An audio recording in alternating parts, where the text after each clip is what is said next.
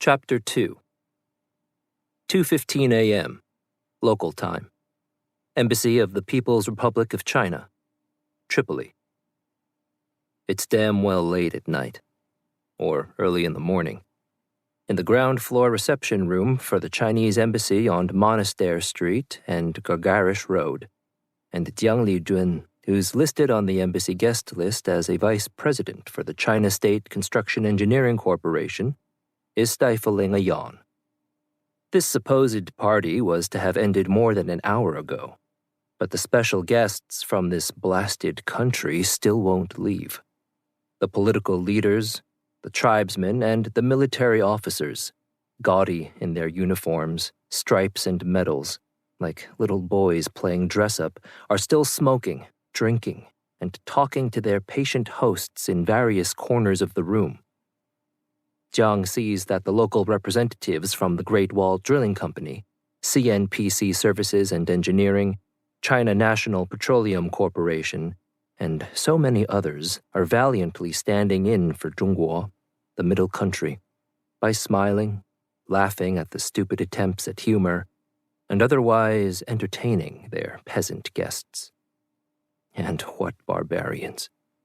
Even after the lights were dimmed, the near-empty food platters were taken away, and the liquor and bottles of beer, Carlsberg, Heineken, Tsingtao, were removed. These peasants didn't get the message that it was time to wander back to their flea-infested hovels. No, they stayed and gossiped, and some even pulled flasks of liquor from their coat pockets, even here, in this supposedly Muslim country. When he was an exchange student at UCLA in California, and then at Columbia in New York, a young Jiang thought he would never encounter a more childish, reckless, and ignorant group of uncouth people. But these Libyans make the Americans seem like honorary Han. He takes out a pack of Zhonghua cigarettes and lights one. He's standing by himself near two large potted plants, seeing who is talking to whom, which members of the embassy staff look drunk or impatient, and observing the groupings of Libyan guests.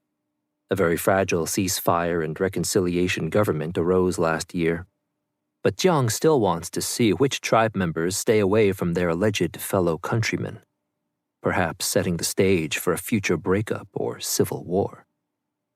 Good information to have ahead of time. A slim, bespectacled embassy worker wearing an ill-fitting black suit comes in from the far side of the banquet room.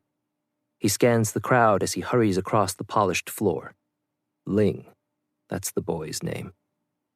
Jiang takes one last puff of the cigarette, stubs it out in the dirt of the nearest potted plant, and waits. The worker comes to him, bows slightly, and says, "My apologies, sir. Your presence is requested in the basement, room 12. Jiang nods, starts walking across the room, whereupon a heavy-set, bearded man, swaying drunk and wearing typical tribal garb of billowing white blouse and black slacks, abruptly steps in front of him. "Mr. Jiang," he calls out in accented English, grasping Jiang's shoulders. And Jiang keeps a wide smile frozen on his face, trying not to choke from breathing in the alcoholic fumes coming from this dirty peasant. "Are you leaving? Are you?" Jiang pats the man's worn hands, gently tugs them off his shoulders. "I'm sorry, my friend, but you know how it is," he replies, also in English, the lingua franca of diplomacy in so many parts of the world. "Duty calls." The man, Jiang can't recall his name, only knows he's the leader of one of the 150 or so tribes in this barren land, sways again, belches, and says, "Duty? Yes." Tears come to his eyes. "I must say this. I must. But your duty, your presence here, it has brought so much to our land.